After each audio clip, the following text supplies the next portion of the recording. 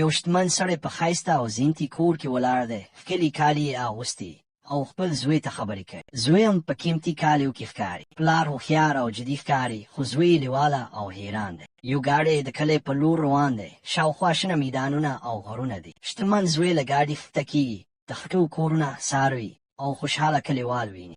شتمن زوی له یو کلیوال هلک سره ملاقات کوي. کلیوال هلک ساده کالي اغوستي، پښې لوڅې دي، خو په مخ یې موسکا ده. دوی د یو روان سیند تر څنګ ولاړ دي. شاوخوا وزې او چرګان ګرځي. د شپې کلیوال هلک شتمن هلک ته روښانه ستوري ښیي. شتمن هلک حیران دی ځکه چې د طبیعت ښکلا ته ځیر شوی. کلی تیاره دی، خو سپوږمۍ او ستوري روښانه ښکاري. بیرته په شتمن کور کې زوی خپل پلار ته خپلې تجربې بیانوي. هغه خپل کوچنی باغ د کلیوالو د پراخو میدانونو سره پرتله کوي او د برق څراغونه د ستورو له رڼا سره. پلار مسکی کېږي، د زوی پوهه یې خوښېږي.